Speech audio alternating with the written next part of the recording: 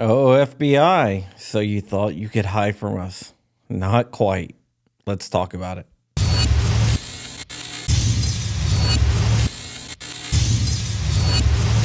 What is up, and welcome back to the channel, Wolverines. Today we will kick off our FBI bashing week with a story. And yes, this whole week will probably be dedicated to the FBI unless something else breaks. If you recall, which you probably don't, back in 2009, I got a little leak from the FBI.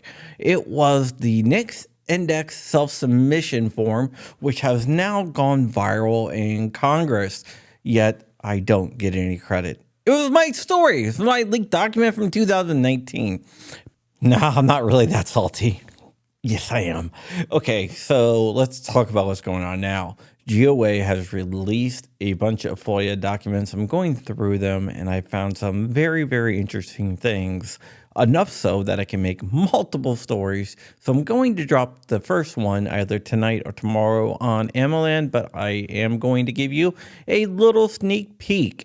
And it shows that the FBI did know what they were doing was not quite kosher.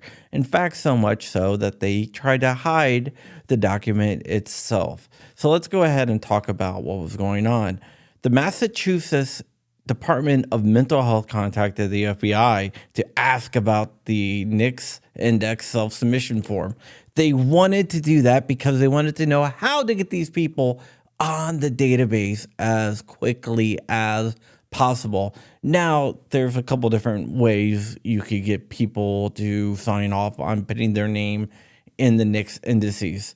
The first one was if they said they were a danger to themselves or others, which, okay, maybe understandable. I don't know about signing away your rights for life, but maybe. The second way was if you cannot manage your own affairs or enter into contracts, which is kind of ridiculous because you are signing a contract with the government to sign away your rights forever. Come on.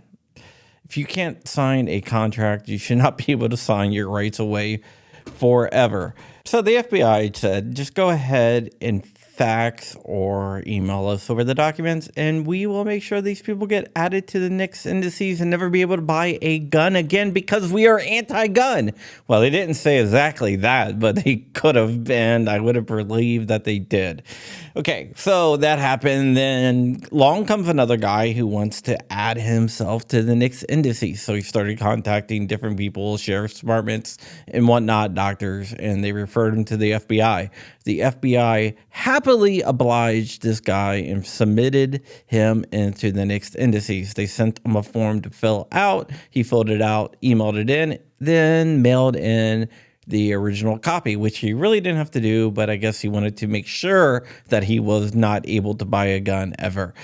So what happens was this guy decides since he needed this form, there's probably other people that want to be added to the prohibited list. He asked the FBI if he could share this document with the world. The FBI said, hell no, for privacy reasons.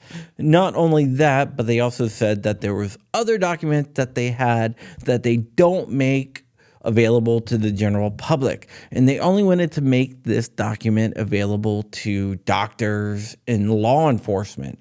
Basically, people that can force you to sign away your rights for life. They sure as hell did not want GOA or any other pro-gun organizations to get a hold of it. And they sure as hell did not want Congress to get a hold of it because Congress are the ones that had oversight. And they had no idea that these forms existed. So they wanted this form to remain in the dark. They wanted no one to know about it. But luckily, my source leaked it to me in 2018, which sent GOA down this rabbit hole of FOIA requests and everything else. And now they got a bunch of documents. And I am going through it. I got a few more stories I'm going to break on this, which is very, very interesting. And I'm sure other people will be breaking stories on it as well. All the forms will be listed on gunowners.com once I get the time to put it up there, but I am going to link to this down below. And if you want to go through the document, you can look through this document, try to find other things, and other documents will be coming out. Probably tomorrow we'll have all the documents on the website. It just takes some time because I have to go through, organize them, read through all of them, figure out what the hell to call them, and title them, and put a brief synopsis of what each document holds. But if you want to look through it, start looking at gunowners.com, not gunowners.org, but gunowners.com, which is the Gun Owners Foundation website tomorrow, and all the FOIA documents should be up there. You go to FOIA, FBI, NICS, and then there will say the NICS index self-submission form or something like that. All right, guys, I have to go do my show now. I do a live show, John Crump Live, Monday through Friday at 5 p.m. Eastern, which will be Monday and Wednesdays this week because I got Christmas stuff going on with the kids. Also, tonight kicks off the John Crump Games Modern Warfare 2 Challenge at 10 p.m. JSD Supply will be playing GOA. So it's going to be interesting, and there's going to be a lot of games going on, and it's going to be a lot of fun.